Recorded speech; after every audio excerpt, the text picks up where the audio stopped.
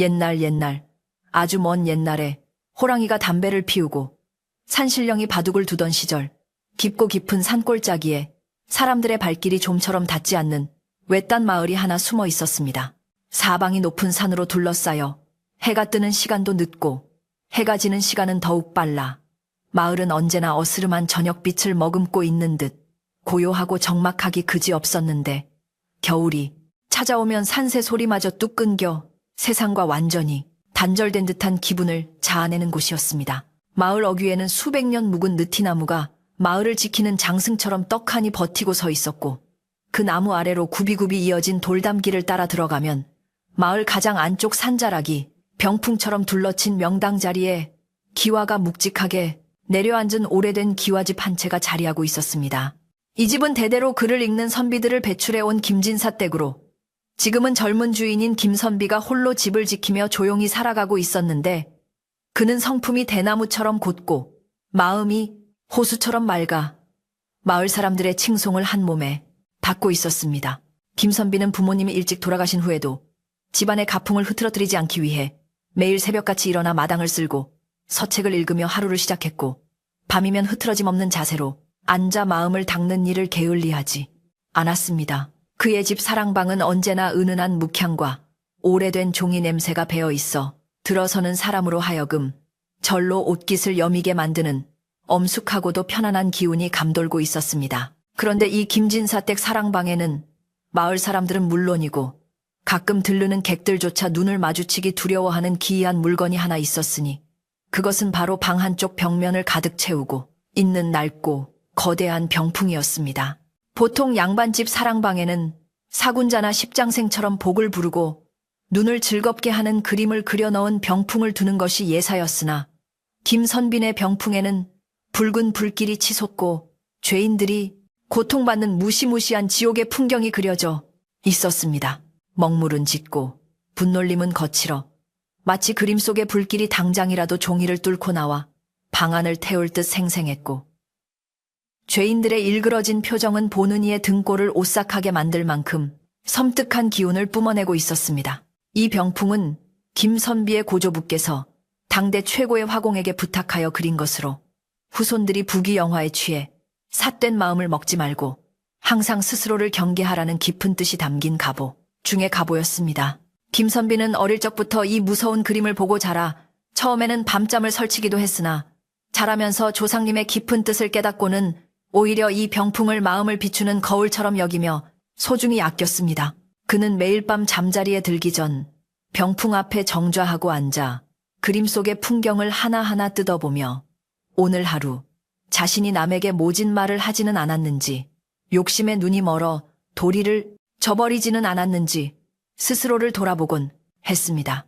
겨울바람이 문풍지를 세차게 흔들며 지나가는 어느 깊은 밤 김선비는 여느 때와 다름없이 사랑방 아랫목에 앉아 책장을 넘기다 문득 고개를 들어 병풍을 바라보았습니다. 방 안에 켜둔 호롱불이 바람에 일렁일 때마다 병풍 속의 그림자도 덩달아 춤을 추듯 흔들렸는데 그 모습이 마치 지옥의 불길이 살아 움직이는 것 같기도 하고 죄인들이 몸부림치는 것 같기도 하여 기묘한 분위기를 자아냈습니다. 밖에는 흰눈이 소리 없이 펑펑 쏟아져 온 세상이 하얗게 덮이고 있었지만 방 안은 붉은 숯이 타오르는 화로 덕분에 훈훈했고 병풍 속의 지옥도는 차가운 바깥 세상과 대비되어 더욱 강렬한 인상을 남기고 있었습니다. 김선비가 병풍을 물끄러미 바라보고 있자니 부엌 쪽에서 달그락거리는 소리가 나더니 이내 문 밖에서 인기척이 들려왔고 곧이어 드르륵 문이 열리며 이 집의 늙은 집사인 박 노인이 김이 모락모락 나는 생강차를 들고 들어왔습니다. 박 노인은 평생을 이 집에서 종살이하며 김선비의 조부 때부터 3대를 모셔온 충직한 하인으로 지금은 머리가 하얗게 센 노인이 되어 김선비를 친손자처럼 아끼고 보살피는 유일한 가족 같은 존재였습니다. 그는 찻상을 조심스럽게 내려놓으며 선비의 안색을 살피더니 도련님 밤이 깊었는데 아직도 주무시지 않고 계십니까? 눈이 많이 와서 날이 몹시 찹니다 라고 걱정스러운 목소리로 말을 건넸습니다. 김선비는 책을 덮고 온화한 미소를 지으며 박 노인에게 자리를 권했고 따뜻한 찻잔을 손에 쥐며 박 영감도 추운 날씨에 고생이 많소.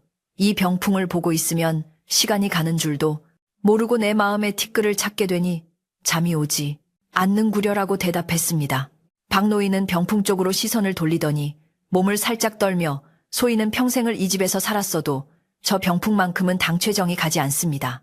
밤에 보면 꼭 그림 속 사람들이 살려달라고 아우성치는 것 같아 가슴이 벌렁거립니다라고 솔직한 심정을 털어놓았습니다. 그의 말처럼 마을 사람들 사이에서도 이 병풍은 밤이 되면 귀신이 붙어 온다는 흉흉한 소문이 돌곤 했지만 김선비는 그저 헛소문이라 일축하며 웃어넘기곤 했습니다. 박노인은 찻상을 물리며 다시 한번 문단속을 철저히 하겠다고 말하고는 요즘 흉년이 들어 인심이 흉흉하니 도둑이 들까 겁이 납니다. 도련님께서도 주무실 때 문을 꼭 걸어 잠그십시오 라고 당부했습니다. 김선비는 고개를 끄덕이며 박노인을 내보냈고 다시 방 안에는 정막만이 감돌았는데 호롱불 심지가 타닥타닥 타들어가는 소리만이 정적을 깨고 있었습니다.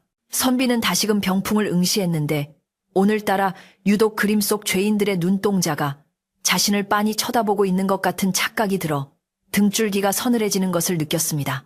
그림의 왼쪽 아래 검은 강물에 빠져 허우적거리는 사람들의 모습이 그려진 부분이 있었는데 김선비는 평소 그 부분이 그렇게 어두웠던가 하고 눈을 비비며 자세히 들여다보았습니다.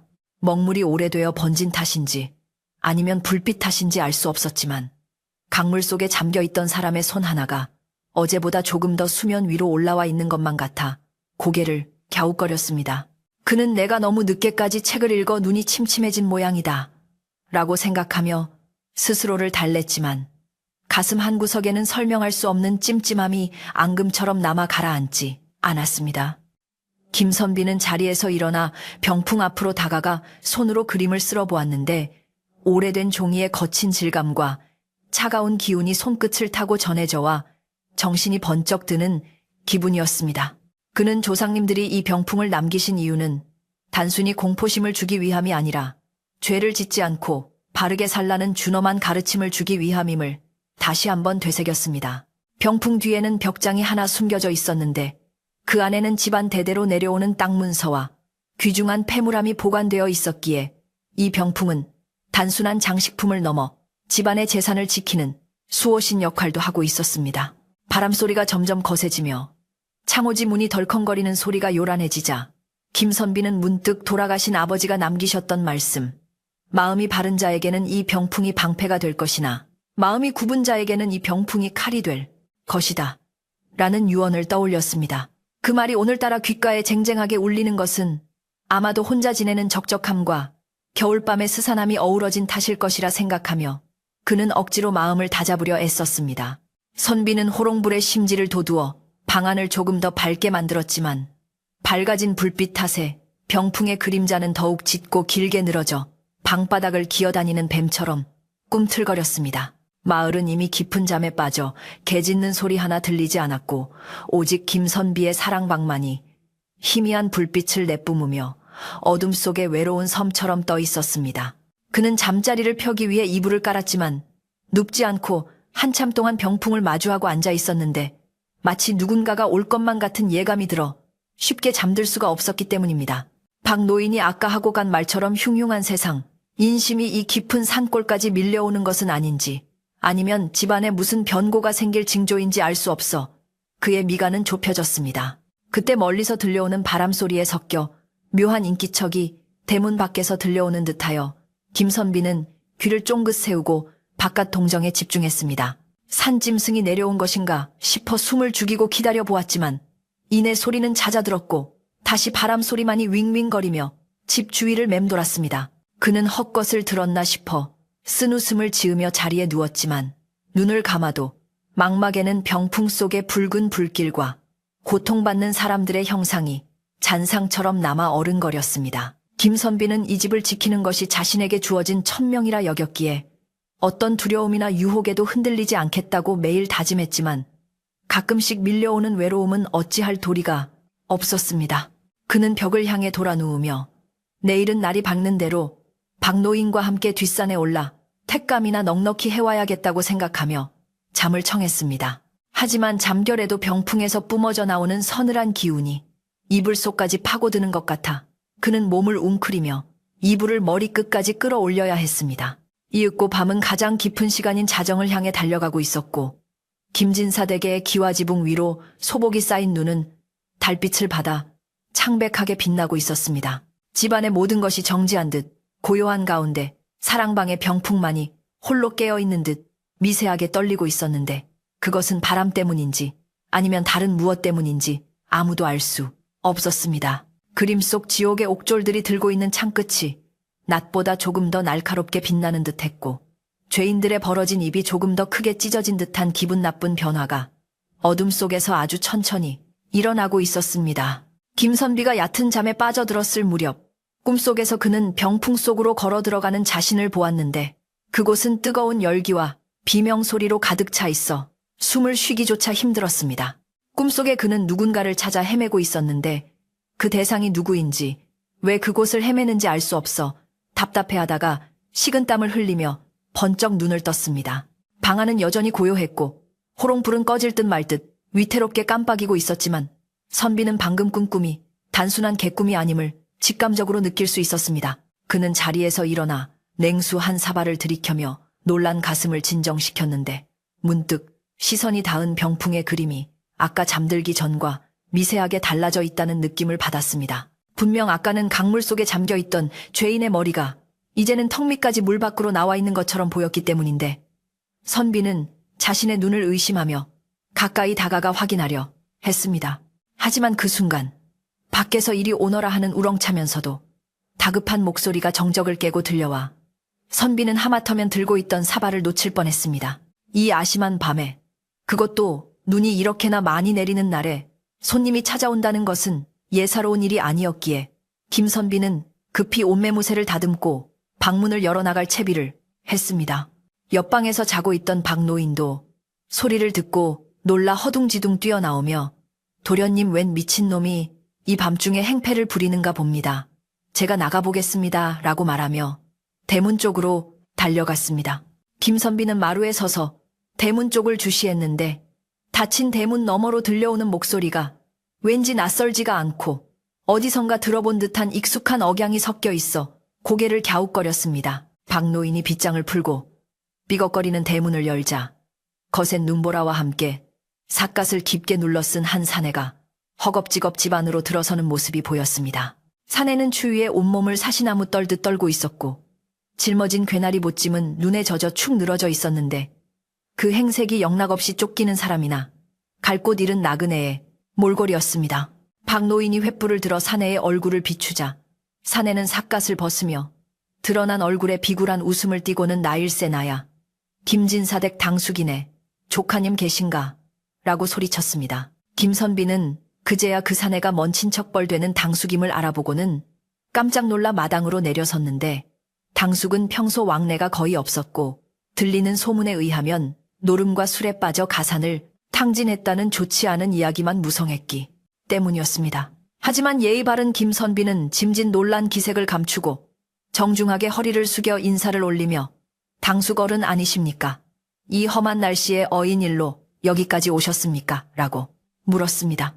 당숙은 김선비의 인사를 받는 둥 마는 둥 하며 시선은 쉴 새 없이 집안 곳곳을 훑어보았는데 그의 눈빛은 굶주린 늑대처럼 탐욕스럽게 번들거리고 있었습니다. 당숙은 춥고 배가 고파 죽겠다며 우선 방으로 좀 들여보내달라고 떼를 쓰듯 말했고 김선비는 차마 혈육을 문전박대할 수 없어 박노인에게 눈짓하여 사랑방으로 모시게 했습니다. 박노인은 못마땅한 표정이 역력했지만 주인의 뜻을 거스를 수 없어 당숙의 보찜을 받아들고 앞장섰고 당숙은 역시 우리 조카밖에 없구먼. 내 나중에 다 갚음세라고 너스레를 떨며 사랑방으로 성큼성큼 들어갔습니다.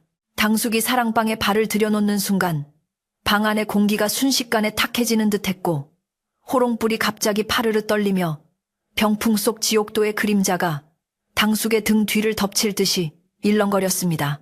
김선비는 당숙의 뒤를 따라 방으로 들어가면서도 왠지 모를 불안감에 가슴이 답답해져 옴을 느꼈는데 그것은 마치 평온하던 호수에 던져진 돌멩이 하나가 큰 파장을 일으킬 것 같은 예고된 불행의 신호처럼 느껴졌습니다. 당숙은 아랫목을 차지하고 앉자마자 방을 휘둘러 보더니 이내 벽에 세워진 지옥도 병풍의 시선이 꽂혔고 그의 얼굴에는 기묘한 호기심과 불쾌감이 뒤섞인 표정이 떠올랐습니다. 그 그림 참 여전히 기분 나쁘게 생겼구먼. 조카는 저런 걸 두고 잠이 오나. 당숙이 툭 던진 말에 김선비는 묵묵히 고개만 숙이고 있었지만 병풍 속의 붉은 눈동자들은 이제 막 들어온 불청객을 뚫어지게 노려보고 있는 듯 했습니다. 밖에는 눈보라가 더욱 거세져 윙윙거리는 바람 소리가 마치 귀곡성처럼 들려왔고 김진사 댁의 깊은 밤은 그렇게 불안한 기운을 가득 머금은 채 흘러가고 있었습니다. 김선비는 당숙이 가져온 흙투성이, 보찜과 병풍 사이를 번갈아 바라보며 오늘 밤은 결코 쉽게 잠들 수 없을 것임을 예감했습니다. 당숙이 사랑방의 따뜻한 아랫목을 차지하고 앉자 얼어붙었던 몸이 녹으면서 그의 얼굴에는 노곤함과 더불어 감출 수 없는 탐욕이 스멀스멀 피어올랐습니다. 김선비는 급히 부엌으로 나가 박 노인에게 이 늦은 밤에 손님을 대접할 요깃거리를 부탁했고, 박 노인은 투덜거리면서도 주인의 체면을 생각하여 남은 밥과 국을 데워 소박한 주안상을 차려내왔습니다. 당숙은 상이 들어오자마자 체면이고 뭐고 따질 겨를도 없이 허겁지겁 숟가락을 들고 국물을 들이켰는데 그 모습이 마치 며칠을 굶은 아귀가 음식을 탐하는 것 같아 보는 이로 하여금 절로 눈살을 찌푸리게 만들 정도였습니다. 그는 입가에 국물을 흘려가며 밥을 밀어 넣으면서도 눈동자는 쉴 새 없이 방 안에 가구며 문갑 그리고 벽에 걸린 족자들을 훑어보며 마치 물건의 값을 매기는 거간꾼처럼 계산적인 눈빛을 번득였습니다. 배가 어느 정도 차오르자 당숙은 트림을 거나하게 하고는 이쑤시개를 입에 문 채 비스듬히 벽에 기대앉아 김선비를 아래 위로 훑어보며 입을 열었습니다. 조카님, 자네 혼자 이 넓은 집을 지키느라 고생이 많네 그려. 형님 내외가 살아계셨으면 참 좋았을 텐데 말이야. 라며 짐짓 위로하는 척 말을 건넸지만 그 목소리에는 진심이 담겨 있다기보다는 어떤 목적을 위해 분위기를 잡으려는 의도가 다분해 보였습니다. 김선비는 그저 묵묵히 고개를 숙이며 조상님이 물려주신 집이니 제가 감당해야 할 몫이지요. 당숙께서는 그간 어찌 지내셨습니까? 라고 예의 바르게 되물었으나 당숙은 손을 휘휘 내저으며 자신의 지난 날을 얼버무렸습니다. 사실 당숙은 읍내 투전판을 전전하며 가산을 탕진하고 빚쟁이들에게 쫓기는 신세가 되어 마지막 동아줄이라도 잡는 심정으로 돈 냄새가 날 만한 친척집을 찾아 이 깊은 산골까지 숨어 들어온 것이었습니다. 당숙의 시선은 다시금 방안을 압도하고 있는 거대한 지옥도 병풍에 머물렀는데 그는 병풍을 볼 때마다 등골이 오싹해지는 것을 느끼면서도 그 그림이 범상치 않은 물건임을 본능적으로 직감하고 있었습니다.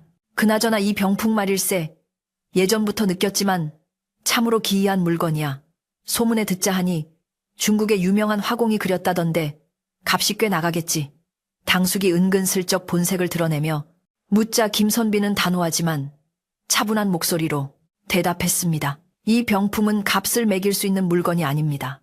저희 집안의 정신을 지탱해주는 갑오이자 조상님의 유훈이 서린 물건이니 팔거나 바꿀 수 있는 성질의 것이 아니지요. 선비의 대답에 당숙은 입맛을 다시며 아쉬운 표정을 지었지만 속으로는 저런 흉물스러운 그림이라도 팔면 빚은 갚고도 남을 텐데 하는 딴 마음을 품고 있었습니다. 밤이 깊어지자 김선비는 당숙에게 편히 쉬시라며 자리를 내어주고 자신은 건너편 작은 방으로 거처를 옮기려 일어섰는데 당숙은 혼자 남겨지는 것이 못내 불안한지 선비의 옷자락을 잡을 듯 말 듯하며 주저거렸습니다. 아니, 조카님 오랜만에 만났는데 오늘 밤은 여기서 같이 이야기나 하며 밤을 새우는 게 어떻겠나. 저 병풍 그림이 너무 무서워서 혼자 자려니 영 찜찜해서 말이야. 라고 당숙이 농담 반, 진담 반으로 말했지만 김선비는 정중하게 거절했습니다. 먼 길 오시느라 피곤하실 텐데 편히 주무십시오. 저는 새벽에 읽어야 할 글이 있어 건넌방에서 묵겠습니다. 라고 말하고는 방문을 닫고 나갔는데 닫힌 문 너머로 당숙의 혀차는 소리가 들려왔습니다. 김선비가 나가자 방 안에는 무거운 정적이 감돌았고 호롱불의 심지가 타닥타닥 타들어가는 소리만이 당숙의 귓가를 맴돌았습니다. 홀로 남은 당숙은 자리에 누워 이불을 턱 밑까지 끌어올렸지만 잠은 오지 않고 빚쟁이들의 험악한 얼굴과 자신의 처량한 신세가 떠올라 뒤척거릴 수밖에 없었습니다. 그는 곁눈질로 병풍을 힐끔거렸는데 이상하게도 아까 김선비와 함께 있을 때는 그저 그림으로만 보이던 것이 혼자가 되자 마치 살아있는 생명체처럼 꿈틀거리는 듯한 착각이 들기 시작했습니다. 그림 속의 시뻘건 불길이 바람도 없는 방 안에서 일렁이는 것 같았고 고통에 일그러진 죄인들의 눈동자가 전부 자신을 향해 고개를 돌리고 있는 것 같아 당숙은 급히 고개를 반대쪽으로 돌렸습니다. 하지만 반대쪽 벽을 보고 누워도 등 뒤에서 따가운 시선이 꽂히는 느낌은 사라지지 않아 그는 식은땀을 흘리며 다시 병풍 쪽으로 돌아 누울 수밖에 없었습니다. 시간이 얼마나 흘렀을까. 밖에서는 산짐승 우는 소리가 간헐적으로 들려오고 눈보라가 문풍지를 때리는 소리가 더욱 거세졌는데 당숙은 비몽사몽간에 기이한 소리를 듣게 되었습니다. 꺼내줘. 뜨거워. 하는 가늘고 고통스러운 신음소리가 방 안 어디선가 들려오는 듯 했는데 처음에는 바깥바람 소리려니 생각하고 넘기려 했으나 소리는 점점 더 선명하게 귓가에 파고들었습니다. 당숙은 쏘스라치게 놀라 벌떡 일어나 앉아 주위를 둘러보았지만 방 안에는 아무도 없었고 오직 병풍 속의 그림만이 희미한 불빛 아래서 기묘한 춤을 추고 있을 뿐이었습니다. 그는 자신의 귀를 의심하며 마른 침을 삼켰고 공포심을 떨쳐버리기 위해 헛기침을 크게 한 번 하고는 다시 자리에 누웠습니다. 그러나 공포는 이제 막 시작된 것에 불과했으니 당숙이 다시 눈을 감으려 할 때 병풍의 한 구석에서 사각거리는 소리가 들려왔습니다. 마치 누군가가 종이를 손톱으로 긁는 듯한 혹은 마른 낙엽 위를 기어가는 뱀의 움직임 같은 소름 끼치는 소리였습니다. 당숙은 숨을 죽이고 실눈을 뜬 채 병풍을 응시했는데 믿을 수 없는 광경이 그의 눈앞에 펼쳐지고 있었습니다. 병풍의 오른쪽 하단, 칼산지옥이 그려진 부분에서 뾰족한 칼날 위에 서 있던 죄인 중 하나가 아주 천천히 마치 패서 발을 빼듯 그림 밖으로 손을 뻗고 있는 것이 보였습니다. 먹물로 그려진 검은 손이 종이의 평면을 뚫고 입체적으로 튀어나오려는 듯 울룩불룩해지는 모습에 당숙은 비명조차 지르지 못하고 입을 떡 벌린 채 굳어버렸습니다. 그 손은 허공을 허우적거리다 다시 그림 속으로 빨려 들어갔지만 그 자리에 남은 먹물 자국이 마치 피처럼 번져나가며 그림의 형상을 기괴하게 뒤틀어 놓았습니다. 당숙은 이것이 꿈인지 생시인지 분간할 수 없어 자신의 볼을 꼬집어 보았는데 따끔한 통증이 느껴지는 것을 보니 분명 꿈은 아니었습니다. 그는 이불을 머리끝까지 뒤집어 쓰고 나무 아미타불 관세음보살을 중얼거리며 덜덜 떨기 시작했는데 평소에는 부처님은커녕 조상님 제사도 제대로 모시지 않던 그가 공포 앞에서는 저절로 기도를 올리는 꼴이 우습기 짝이 없었습니다. 이불 속에서도 병풍에서 뿜어져 나오는 한기는 사라지지 않았고 오히려 방 안의 온기가 식어가며 냉골처럼 차가워지는 것을 느낄 수 있었습니다. 뜬 눈으로 밤을 지새운 당숙은 동이 트자마자 방문을 박차고 밖으로 뛰쳐나왔는데 그의 얼굴은 하룻밤 사이에 10년은 늙은 듯 초췌했고 눈 밑은 채안이 검게 죽어 있었습니다. 마당을 쓸고 있던 박노인이 그 모습을 보고 짐짓 놀란 척하며 어르신 간밤에 편히 주무셨습니까? 안색이 영 좋지 않으십니다. 라고 물었으나 당숙은 박노인의 말이 귀에 들어오지도 않는 듯 횡설수설했습니다. 이 집이 미쳤어. 저 병풍, 저거 당장 내다 버려야 해. 밤새 귀신이 나와서 춤을 추고 난리가 났단 말이다. 당숙은 침을 튀기며 소리를 질렀고 마루로 나온 김선비는 걱정스러운 얼굴로 당숙에게 다가갔습니다. 당숙 어른 악몽을 꾸신 모양입니다. 자리가 바뀌어 잠을 설치신 게지요. 김선비가 차분하게 당숙을 진정시키려 했지만 당숙은 선비의 손을 뿌리치며 펄펄 뛰었습니다. 악몽이라니 내 두 눈으로 똑똑히 봤네. 그림 속의 놈들이 밖으로 기어나오려고 했다니까. 자네는 저런 흉물을 방에 두고 어찌 제정신으로 산단 말인가.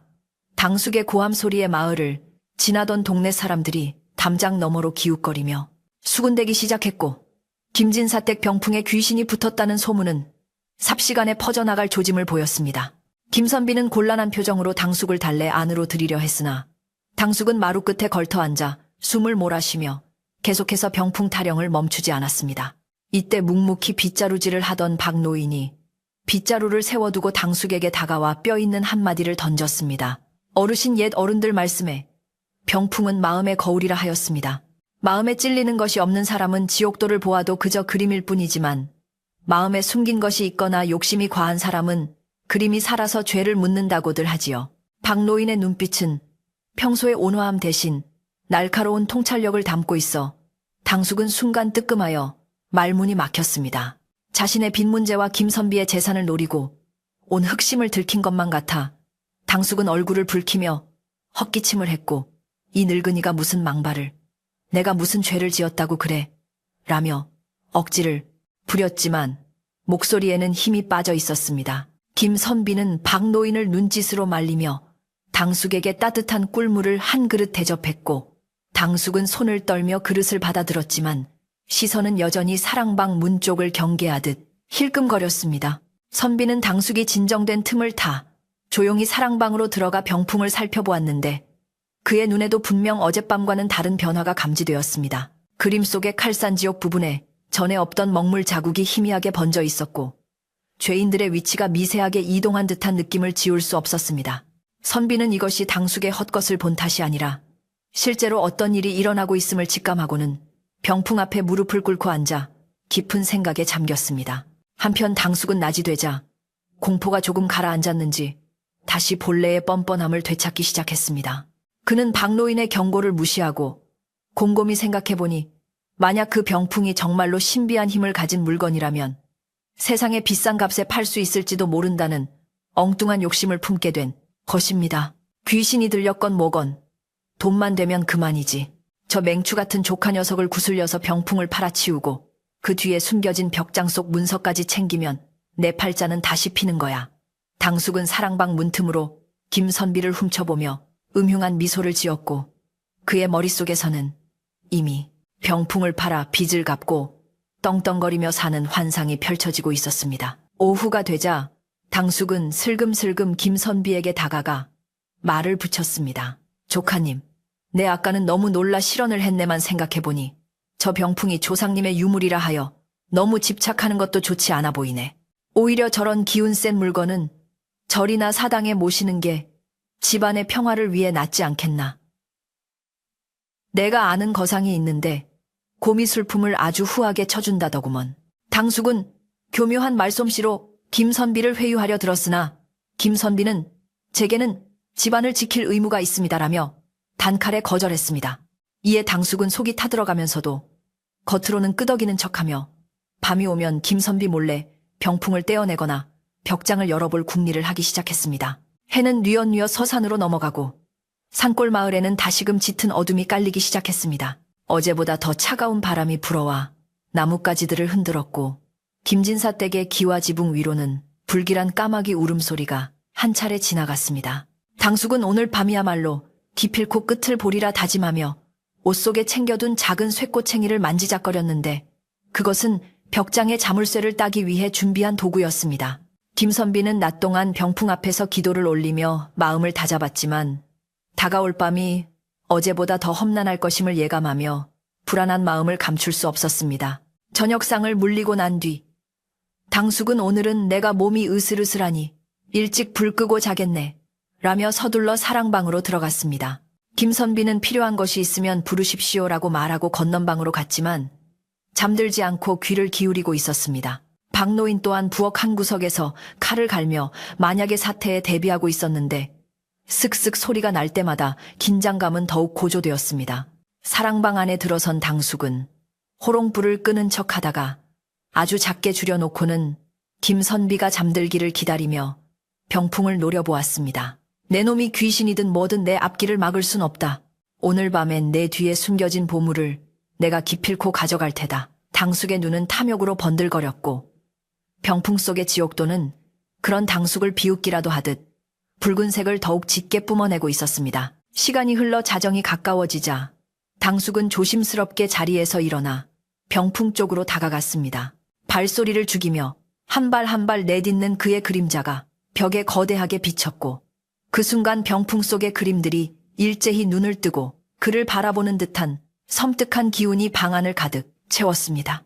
당숙이 병풍의 가장자리를 잡고 옆으로 밀어내려는 찰나 병풍 속에 검은 강물이 출렁이는 소리가 철썩하고 방 안에 울려 퍼졌습니다. 당숙은 깜짝 놀라 손을 떼었지만 이번에는 헛것이 아니라 분명한 물소리였기에 그의 심장은 미친 듯이 뛰기 시작했습니다. 하지만 탐욕에 눈이 먼 그는 공포를 억누르며 다시 손을 뻗었고 그 순간 그림 속에서 검고 끈적한 액체가 흘러나와 그의 손을 덮치려 했습니다. 이까짓 그림 쪼가리가 당숙은 이를 악물고 병풍을 걷어차려 했지만 발이 허공에서 무언가에 걸린 듯 꼼짝도 하지 않았습니다. 마치 보이지 않는 손이 그의 발목을 꽉 움켜쥔 것 같았습니다. 당숙의 얼굴은 공포로 하얗게 질렸고 그는 비명을 지르려 했지만 목소리가 나오지 않아 쇳소리만 낼 뿐이었습니다. 병풍 속의 지옥문이 서서히 열리며 그 안에 갇혀있던 수많은 죄인이 팔을 뻗어 당숙을 향해 기어나오기 시작한 것은 바로 그때였습니다. 방 안은 순식간에 아수라장으로 변했고 당숙은 뒤로 넘어지며 엉덩방아를 불었지만 기어나오는 그림 속의 사람들은 멈추지 않고 그를 향해 다가오고 있었습니다. 사랑방 안은 순식간에 아비규환의 지옥 그 자체로 변해버렸는데 당숙의 눈에는 병풍 속의 그림이 더 이상 종이 위에 머물러 있는 그림이 아니었습니다. 붉은 화염은 방 안의 공기를 태울 듯 뜨거운 열기를 뿜어내며 넘실거렸고 검은 먹물로 그려진 죄인들은 평면을 뚫고 나와 입체적인 형상을 갖춘 채 당숙의 옷자락을 잡아 끌고 있었습니다. 당숙은 공포에 질려 뒷걸음질치다 벽에 등을 부딪혔는데 등 뒤의 벽마저도 물렁물렁한 살점처럼 느껴져 쏘스라치게 놀라 앞으로 튀어나갔습니다. 그는 비명을 지르며 문을 향해 기어가려 했지만 바닥에서 솟아오른 검은 손들이 그의 발목을 낚아채는 바람에 무거운 보찜을 진 당나귀처럼 엎어지고 말았습니다. 방바닥을 뒹구는 당숙의 귓가에는 수천 수만 명의 곡소리가 윙윙거리며 파고들었는데 그 소리는 마치 자신의 지난 죄들을 하나하나 읊어대는 판관의 목소리처럼 들려왔습니다. 남의 돈을 떼먹고 도망친 놈아, 조카의 재산을 탐하는 놈아 하는 환청이 섞여 들리자 당숙은 귀를 막고 고개를 저었지만 소리는 뼈를 타고 머릿속을 울렸습니다. 그는 살려달라고 외치려 했으나 턱이 덜덜 떨려 말이 제대로 나오지 않았고 입안에서는 쇠맛이 나는 침만 계속해서 고였습니다. 병풍 속에서 기어나온 형상들은 당숙을 에워싸고 옥죄어 오기 시작했는데 그들의 손에 들린 창과 칼이 번쩍일 때마다 당숙은 오금이 저려 바지에 실수를 할 지경에 이르렀습니다. 그때 건너편 방에서 선잠이 들었던 김선비가 쿵 하는 소리와 억눌린 신음소리를 듣고 번쩍 눈을 떴습니다. 예사롭지 않은 기운을 감지한 그는 머리맡에 두었던 촛불을 켜들고 겉옷을 걸칠 새도 없이 마루로 뛰쳐나왔습니다. 부엌 쪽에서도 박노인이 몽둥이를 들고 허둥지둥 달려나오며 도련님 사랑방에서 무슨 사단이 난 모양입니다. 라고 다급하게 외쳤습니다. 두 사람은 동시에 사랑방 문 앞에 당도했고 김선비가 떨리는 손으로 문고리를 잡아 거칠게 문을 열어젖히자 방 안의 참혹한 광경이 그들의 눈앞에 펼쳐졌습니다. 문이 열리며 찬바람과 함께 촛불빛이 방 안으로 쏟아져 들어오자 거짓말처럼 병풍 속의 죄인들과 불길은 순식간에 그림 속으로 빨려 들어가 버렸습니다. 그러나 방 안에는 매캐한 묵향과 비릿한 냄새가 진동을 하고 있었고 당숙은 방바닥 한가운데 널브러져 거품을 문 채 사지를 비틀고 있었습니다. 김선비가 급히 방 안으로 들어가 당숙을 부축해 일으키려 하자 당숙은 오지마, 저리가 나를 잡지마 라고 고래고래 소리를 지르며 선비의 손을 맹렬하게 뿌리쳤습니다. 당숙의 눈은 초점이 없이 허공을 맴돌고 있었고 그의 양손과 얼굴에는 어디서 묻었는지 알 수 없는 검은 얼룩이 덕지덕지 묻어 있어 마치 숯구덩이에 구른 사람 같았습니다. 박노인이 횃불을 가져와 방 안을 환하게 비추자 그제야 사태의 전말을 짐작할 수 있는 단서들이 하나둘씩 눈에 들어오기 시작했습니다. 병풍은 원래 있던 자리에서 비스듬히 밀려나 있었고 그 뒤로 굳게 닫혀 있어야 할 벽장의 문틈에 당숙이 가져온 쇠꼬챙이가 꽂혀 있었습니다. 바닥에는 당숙이 몰래 챙겨둔 보자기와 끈이 흩어져 있었는데 이는 누가 보아도 야밤에 주인이 잠든 틈을 타 귀중품을 훔치려던 도둑의 행색이 분명했습니다. 박노인은 혀를 차며 핍십심 역시 제 예감이 틀리지 않았습니다.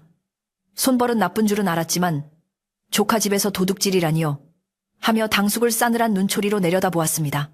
하지만 김선비를 더욱 놀라게 한 것은 당숙의 비행보다 병풍의 상태였습니다. 그는 떨리는 마음으로 병풍 앞으로 다가가 촛불을 가까이 댔는데 병풍 속 그림이 마치 방금 그린 것처럼 축축하게 젖어 있는 것을 발견했습니다. 특히 지옥의 강물이 그려진 부분은 먹물이 채 마르지 않아 윤기가 흐르고 있었고 당숙의 손자국이 그림 위에 선명하게 찍혀 있어 그림 속의 먹물이 현실 세계로 묻어나왔음을 증명하고 있었습니다. 김선비는 손가락으로 그림을 살짝 찍어보았는데 차가운 먹물이 손끝에 묻어나는 것을 보고 등골이 오싹해짐을 느꼈습니다. 이것은 단순한 환각이나 꿈이 아니라 병풍이 실제로 당숙의 탐욕에 반응하여 물리적인 힘을 발휘했다는 명백한 증거였습니다. 당숙은 구석으로 기어가 몸을 웅크린 채 벌벌 떨고 있었는데 그의 시선은 여전히 병풍에 고정되어 있었습니다. 저게 살아있어. 나를 끌고 가려고 했어. 벽장 안에 내 빚을 갚을 문서가 있는데 당숙은 횡설수설하며 자신이 하려던 짓을 스스로 실토하고 말았습니다. 김선비는 안타까움과 실망감이 뒤섞인 표정으로 당숙을 바라보며 나지막이 말했습니다. 당숙 어른 어찌하여 이런 짓을 벌이셨습니까?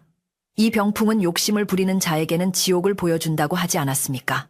선비의 목소리는 차분했지만 그 안에는 엄중한 꾸짖음이 담겨 있어 방 안의 공기를 무겁게 눌렀습니다. 소라는 얇은 담장을 넘어 조용한 밤거리에 울려 퍼졌고 이웃집의 개들이 요란하게 짖어대기 시작했습니다. 잠기 밝은 마을 어르신들이 하나둘씩 잠에서 깨어 김진사 댁에 무슨 변고가 생긴 모양이다라며 수군거리기 시작했고 몇몇은 등불을 들고 김선빈의 대문 앞까지 찾아와 웅성거렸습니다. 김선비, 무슨 일인가? 도둑이라도 들었나? 밖에서 들려오는 이웃의 목소리에 김선비는 깊은 한숨을 내쉬었습니다. 이제 이 일은 집안 내부의 문제로 덮을 수 없는 지경에 이르렀음을 깨달은 그는 옷매무새를 단정히 하고 박 노인에게 대문을 열어 이웃들을 맞이하라고 일렀습니다. 박 노인이 대문을 열자 마을 촌장님을 비롯한 서너 명의 동네 사람들이 걱정스러운 얼굴로 들어섰습니다. 그들은 마당을 지나 사랑방 엠마루에 올라섰다가 엉망이 된 방안 꼴과 숫검정 범벅이 되어 떨고 있는 당숙을 보고는 입을 다물지 못했습니다. 아니 이게 무슨 해괴망측한 꼴인가. 이 사람은 누군가 촌장님의 물음에 김선비는 정중히 고개를 숙이며 자초지종을 설명하려 했지만 당숙이 갑자기 발작하듯 소리를 지르며 끼어들었습니다. 저놈들이 나를 죽이려 해. 이 집은 저주받았어. 저 병풍이 사람을 잡아먹는다고. 당숙의 기괴한 고함 소리에 사람들은 뒷걸음질 치며 병풍을 흘겨보았습니다. 김선비는 더 이상 이대로 두었다가는 집안의 명예는 물론이고 조상님이 남기신 병풍이 흉물로 낙인 찍힐 것을 염려하여 결단을 내렸습니다. 그는 촌장님과 이웃들에게 어르신들 놀라게 해드려 송구합니다. 이 모든 것은 제 부덕의 소치이나 지금 벌어진 일에는 곡절이 있습니다. 날이 밝는 대로 마을 분들을 모시고 이 일의 전말을 명명백백히 밝히고 용서를 구하겠습니다. 라고 정중하게 청했습니다. 촌장님은 김선비의 평소 성품을 믿기에 고개를 끄덕이며 자네가 허튼 짓을 할 사람은 아니니 믿고 기다리겠네만 저 사람은 상태가 심각해 보이니 잘 감시하게라고 당부하고는 사람들을 물렸습니다. 이웃들이 돌아가고 다시 집안에 정막이 찾아왔지만 긴장감은 더욱 팽팽해졌습니다. 김선비는 박노인에게 당숙을 씻기고 새 옷으로 갈아입히도록 지시했고 자신은 어지럽혀진 사랑방을 정리하기 시작했습니다. 넘어진 가구들을 바로 세우고 흩어진 물건들을 주워 담으면서 선비는 병풍 앞에 다시 섰습니다. 젖어있던 먹물은 어느새 서서히 말라가고 있었지만 그림의 구도는 분명 어제와는 확연히 달라져 있었습니다. 죄인들을 감시하던 옥졸들의 시선이 모두 방 한가운데를 향해 모여 있었는데 마치 방금 전까지 그곳에 있던 당숙을 노려보는 듯한 형국이었습니다. 김선비는 병풍을 향해 큰 절을 올리며 마음속으로 빌었습니다. 조상님 못난 후손이 집안 단속을 잘못하여 소란을 일으켰습니다. 부디 노여움을 거두시고 집안을 굽어 살펴주십시오. 그가 고개를 들었을 때 병풍 속의 불길이 아주 잠깐 부드럽게 일렁이는 듯했고 방 안의 냉기도 조금씩 가시는 듯했습니다. 박노인에게 끌려가 억지로 몸을 씻고 나온 당숙은 기가 다 빠진 사람처럼 멍한 눈으로 마루 구석에 앉아 있었는데 그의 손은 여전히 덜덜 떨리고 있었고 입으로는 알 수 없는 말을 중얼거리고 있었습니다. 동이 터오기 시작하자 산골 마을의 새벽 안개가 자욱하게 깔렸고 닭 울음소리가 아침을 깨웠습니다. 김선비는 하얀 도포로 갈아입고 갓을 쓴 뒤 비장한 표정으로 사랑방 문을 활짝 열어젖혔습니다. 그는 오늘 이 자리에서 당숙의 죄를 낱낱이 밝히는 동시에 마을 사람들에게 병풍의 진정한 의미를 알리고 흉흉한 소문을 잠재우기로 마음먹었습니다. 박노인은 마당에 멍석을 깔고 손님 맞을 채비를 서둘렀고 어젯밤에 소문을 들은 마을 사람들이 하나둘씩 김진사댁 대문 앞으로 모여들기 시작했습니다. 사람들의 웅성거림이 커져가자 구석에 웅크리고 있던 당숙의 눈빛이 다시금 불안하게 흔들리기 시작했습니다. 그는 사람들이 자신을 잡으러 온 저승사자라고 착각하는지 안 돼, 안 돼. 나는 아직 죽을 수 없어. 라며 뒷걸음질 쳤지만 더 이상 물러설 곳은 없었습니다. 김선비는 당숙에게 다가가 이제 그만 모든 것을 내려놓고 죗값을 치르시지요. 그것만이 당숙이 살 길입니다. 라고 단호하게 말했습니다. 당숙은 선비의 눈을 피하며 고개를 떨구었지만 그의 품속에는 여전히 훔치려던 작은 옷가락지 하나가 숨겨져 있었는데 이는 그의 탐욕이 공포조차 넘어서는 깊은 뿌리를 가지고 있음을 보여주는 것이었습니다. 아침 햇살이 마당에 비치기 시작할 무렵 김선비는 사랑방 마루에 정좌하고 앉아 마당에 모인 마을 사람들을 맞이했습니다. 병풍은 선비의 등 뒤에서 위엄있게 서 있었고 그림 속의 지옥도는 아침 햇살을 받아 더욱 기묘하고도 엄숙한 분위기를 자아내고 있었습니다. 마을 사람들은 웅성거리며 병풍과 당숙 그리고 김선비를 번갈아 쳐다보았는데 그들의 눈에는 호기심과 두려움이 반반씩 섞여 있었습니다. 김선비는 깊게 심호흡을 한 번 하고는 또랑또랑한 목소리로 입을 열 준비를 마쳤습니다. 이제 진실이 밝혀질 시간이 온 것입니다. 박노인은 사람들 틈에서 당숙을 감시하며 혹시 모를 돌발 행동에 대비하고 있었는데 당숙의 손이 자꾸 품속으로 들어가는 것을 목격하고 눈매를 날카롭게 좁혔습니다. 아직도 정신을 못 차렸구나. 박노인은 혀를 차며 지팡이를 고쳐 잡았습니다. 병풍의 그림 중 하나인 거짓말하는 자가 혀를 뽑히는 지옥. 그림이 유난히 선명하게 보이는 것은 단순한 우연이 아닐 것이라 생각하며 그는 다가올 심판의 시간을 기다렸습니다. 바람이 불어와 마당에 흙먼지를 일으키자 병풍이 펄럭이며 마치 큰 날개를 펴는 소리를 냈고 좌중은 찬물을 끼얹은 듯 조용해지며 김선비의 입을 주시했습니다. 마당에 모인 마을 사람들의 시선이 일제히 마루 위에 앉은 김선비에게로 쏠렸고 김선비는 흔들림 없는 눈빛으로 좌중을 둘러보며 천천히 입을 열었습니다. 어르신들, 그리고 마을 이웃, 여러분, 오늘 제가 여러분을 이 자리에 모신 것은 어젯밤 제 집에서 일어난 소란에 대해 해명하고 동시에 우리 집안에 내려오는 이 병풍에 얽힌 오해를 풀기 위함입니다. 선비의 목소리는 차분하면서도 힘이 실려 있어 웅성거리던 사람들은 저절로 입을 다물고 귀를 기울이게 되었습니다. 맑은 아침, 공기 속으로 퍼져나가는 선비의 목소리는 마치 산사에서 울리는 종소리처럼 청아하게 사람들의 마음을 두드렸습니다. 김선비는 뒤에 서 있는 지옥도 병풍을 가리키며 말을 이었습니다. 많은 분께서 이 병풍을 두고 밤마다 귀신이 나와 우는 흉물이라 여기시어 두려워하신다는 것을 잘 알고 있습니다. 하지만 이 그림은 제 조상님들께서 후손들이 부귀영화에 눈이 멀어 도리를 저버리지 않도록 경계하기 위해 남기신 마음의 거울일 뿐입니다. 선비의 설명에 몇몇 사람들은 고개를 끄덕였지만 여전히 의심스러운 눈초리로 병풍을 흘끔거리는 이들도 있었습니다. 선비는 그들의 마음을 읽은 듯 온화한 미소를 지으며 마음이 맑은 자에게는 그저 종이 위에 그려진 그림일 뿐이나 마음에 어두운 그늘이 있는 자에게는 그 그림자가 실체가 되어 나타나는 법이지요. 라고 덧붙였습니다. 그때 구석에 쭈그리고 앉아있던 당숙이 갑자기 벌떡 일어나며 억울하다는 듯 소리쳤습니다. 아닐세. 저건 요물이야. 내가 똑똑히 봤네. 그림 속에서 불이 뿜어져 나오고 귀신들이 내 발목을 잡았단 말일세. 조카가 나를 해코지하려고 주술을 부린 게 분명해. 당숙은 횡설수설하며 사람들의 동정을 사려 했지만 그의 눈동자는 불안하게 흔들리고 있었고 식은땀이 비오듯 쏟아지고 있었습니다. 마을 사람들은 당숙의 기이한 행동에 수군거렸고 촌장님은 헛기침을 하며 김선비 자네 당숙의 말이 사실인가? 자네가 혹시 사수를 쓰는 건 아닌가? 라고 점잖게 물었습니다. 김선비는 당숙을 향해 안타까운 눈빛을 보내며 조용히 대답했습니다. 당숙 어른, 진정 귀신이 나왔다고 생각하십니까? 그렇다면 어찌하여 귀신이 당숙 어른의 발목만 잡았겠습니까? 저와 박노인은 아무런 해도 입지 않았는데 말입니다.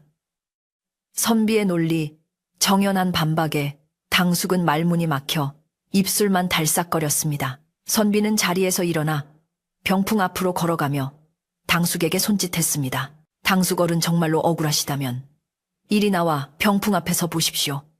마음속에 한 점 부끄러움이 없다면 이 병풍은 그저 낡은 그림에 불과할 것입니다. 당숙은 선비의 제안에 질겁하며 뒷걸음질 쳤지만 마을 사람들의 의심 어린 시선이 그를 압박해오자 어쩔 수 없이 주춤주춤 마루로 올라설 수밖에 없었습니다.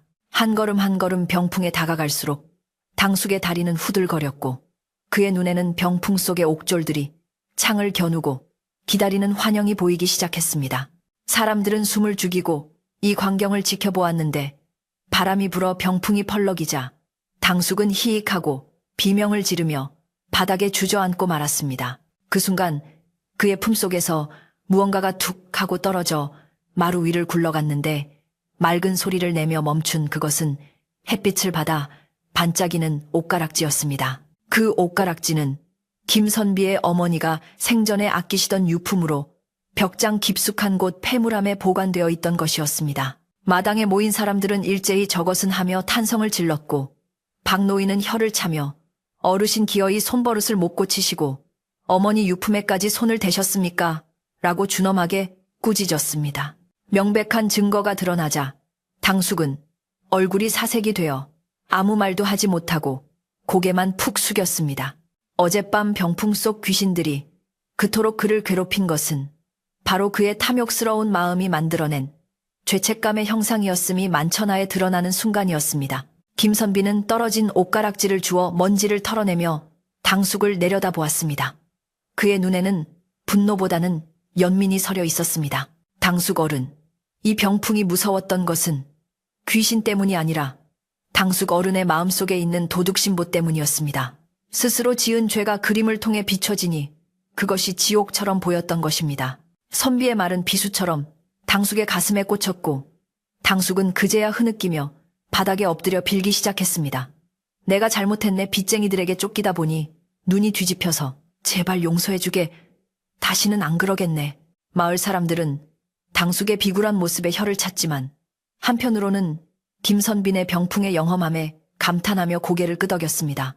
역시 김진사 댁 물건은 다르구먼 죄짓고는 못 산다는 말이 딱 맞아 하는 말들이 사람들 사이에서 오갔습니다. 촌장님은 앞으로 나와 엄한 목소리로 말했습니다. 김선비 이자를 관아에 넘길 텐가.